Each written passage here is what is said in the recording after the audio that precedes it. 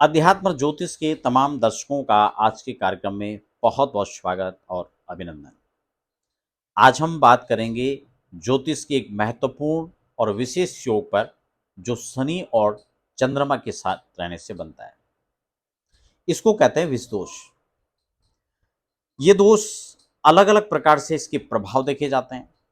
हर व्यक्ति के जीवन में कुछ इस दोषों के परिणाम अलग अलग रूप से दिखाई देते हैं।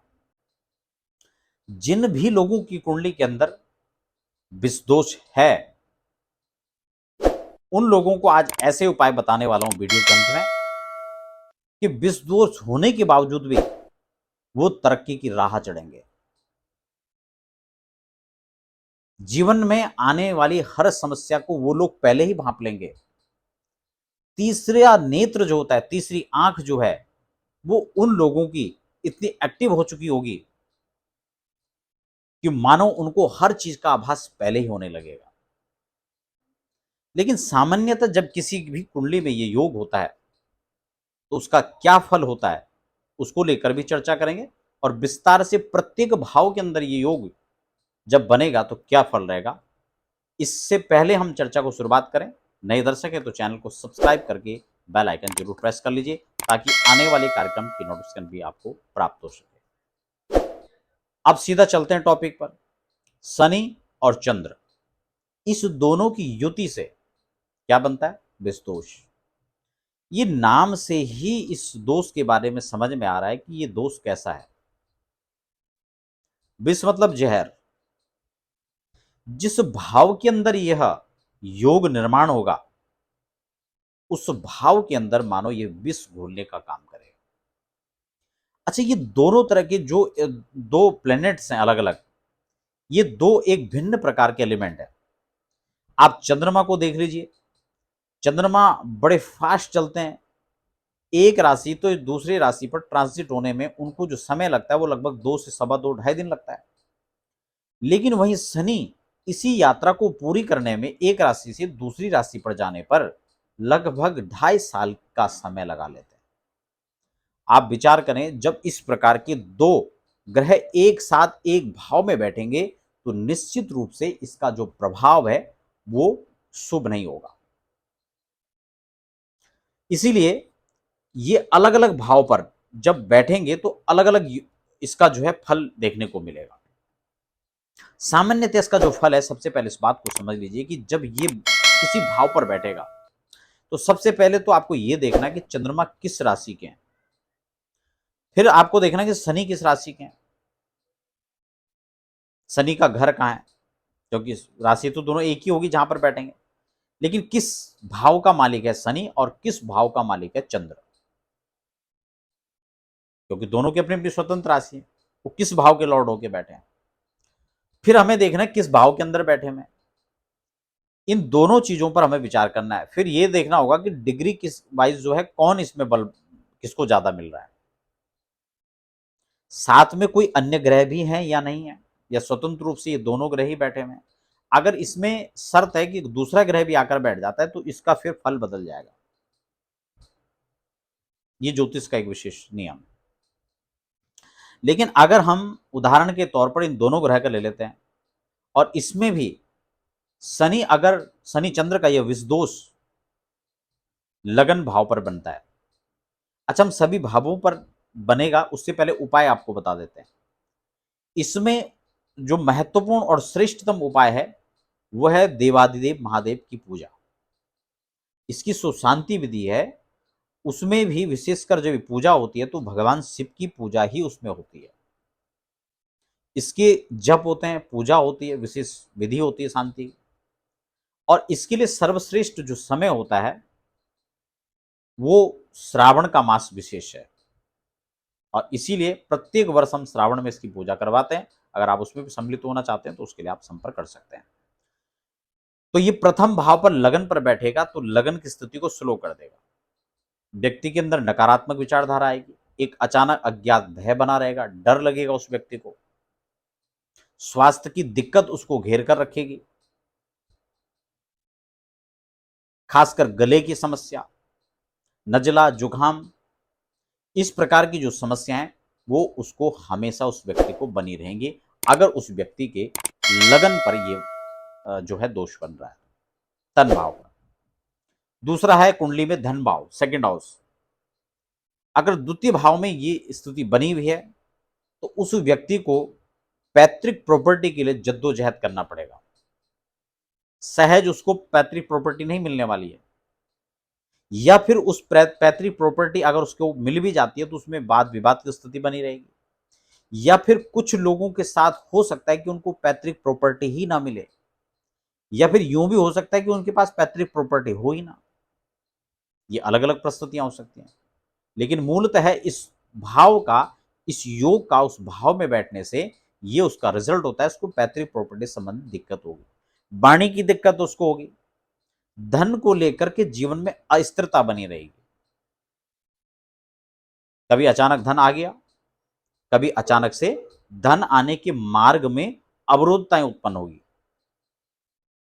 ये विशेषकर जो है उस जीवन में, उसके जीवन में बना रहेगा। तीसरा भाव कुंडली में पराक्रम का भाव। अगर थर्ड हाउस में मान लो ये योग बनता है तो क्या होगा? अगर पितृदोष, अगर सॉरी विषु दोष आपकी पराक्रम भाव पर बनता है तो ऐसा व्यक्ति सूरवीर होगा अगर मंगल उसका ठीक होगा। लेकिन अगर मंगल कमजोर है तो वो व्यक्ति डरपोक किस्म का होगा। उसका कहीं ना कहीं भाई बहनों के साथ एक विवाद रहेगा, आपसी मेलजोल कम होगा, और सबसे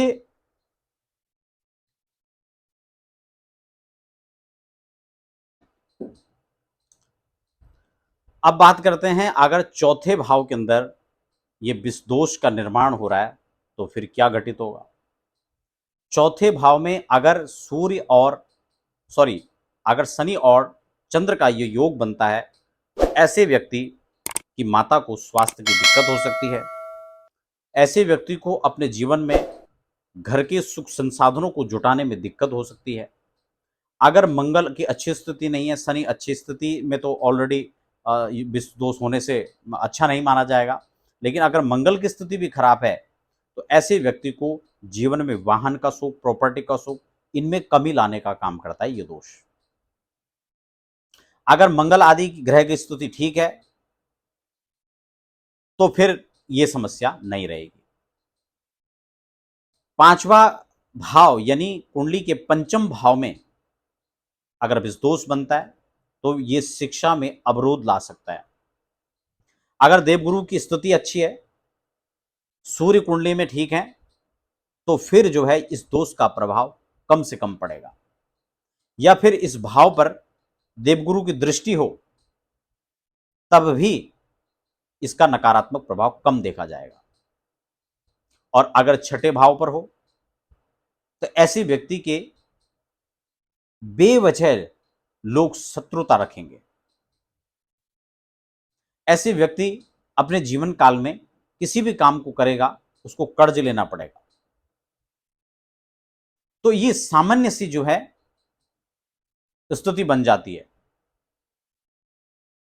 ऐसे व्यक्ति को जीवन काल में कहीं ना कहीं या तो लोग इससे शत्रुगत भाव रखते हैं, या फिर कुछ इस प्रकार की घटनाएं होती हैं कि लोग शत्रु बन जाते हैं। सप्तम भाव में विषदोष होते इस एक बात को ध्यान रखना, दाम्पत्य जीवन में कलह रहेगा, पारिवारिक स्थितियां अनुकूल नहीं रहती ऐसे लोगों की, और अगर कुंडली मिलान अच्छे से नहीं है तो तलाक भी 100% है। इसलिए ऐसे लोगों को खासकर अपने जीवन में कुंडली बहुत अच्छे से मैचिंग करके विवाह करना चाहिए। अष्टम भाव में जिन लोगों के ये योग होता है, विषदोष होता है, वो लोग नकारात्मक विचारधारा रखते हैं, लेकिन यहां पर ये आयु लंबी करता है। रिसर्च शोध में ये इंटरेस्ट को जगाता है, लेकिन मन कमजोर होने के कारण व्यक्ति इसमें सफलता कम प्राप्त करता है। अगर शुक्र आदि ग्रह इसके बलवान है, या बृहस्पति बलवान है, या उनकी दृष्टि यहां पड़ रही है, फिर ये जातक बहुत अच्छा साइंटिस्ट हो सकता है। नवम भाव पर ये योग बनेगा तो कहीं ना कहीं भाग्य में न्यूनता लाने का काम करेगा। अगर भाग्य बृहस्पति हैं, ये बृहस्पति की दृष्टि भाग्य पर पड़ रही है, सूर्य की दृष्टि पड़ रही है, तो इस योग का प्रभाव कम रहेगा। दसम भाव पर ये आपके कैरियर पर रुकावट पैदा करेगा, कार्य क्षेत्र में दिक्कतें करेगा। और अगर पिता के क्षेत्र से जुड़कर आप काम करें तो फिर आप इसमें सफल भी हो जाएंगे। एकादश भाव पर हो, 11th हाउस पर, तो ये कहीं ना कहीं आमदनी के स्रोत में अवरोध तो उत्पन्न करेगा। लेकिन अगर इसमें आपके सेकंड हाउस के लॉर्ड मजबूत हैं, देवगुरु बृहस्पति मजबूत स्थिति में, या उनकी दृष्टि यहां पड़ रही है, या शुक्र की दृष्टि पड़ रही है, या चंद्र मंगल सूर्य और मंगल का योग कुंडली में है, तो फिर धन की कोई कमी नहीं रहेगी। और अगर द्वादश भाव में योग बनता है तो व्यक्ति जो है फजूल के खर्च करेगा, अनावश्यक खर्चे होंगे, शत्रु में होगा, कोर्ट कचहरी मुकदमा रोग आदि व्याधि के अंदर खर्च होंगे। और सबसे ज्यादा जो प्रभाव होगा वो व्यक्ति नेगेटिविटी का शिकार हो जाएगा, ओवर थिंकिंग की समस्या रहेगी, टेंशन ज्यादा, हेडेक ज्यादा रहेगी ऐसे व्यक्ति को। और उपाय मैंने आपको सबको एक ही बताया, इसमें विषदोष की विशेषकर शांति वैदिक शांति विधि है, आप उसको करवाइए। और खुद भी नियमित कम से कम भगवान सूर्य को अर्घ दें, पूर्णिमा और प्रदोष के दिन चंद्रमा को अर्घ दें, गणेश चतुर्थी के दिन चंद्रमा को अर्घ दें, और हो सके तो गायत्री की साधना करें। भगवान शिव की पूजा इसमें सर्वथा उचित है, फलकारी है, शुभकारी है। और विशेष बात आपको और बता दूं, आप स्फटिक शिवलिंग घर में रख करके भगवान शिव की आराधना करें, विष दोष का प्रभाव नगण्य हो जाएगा और आप अपने जीवन में उत्तरोत्तर वृद्धि को प्राप्त होंगे।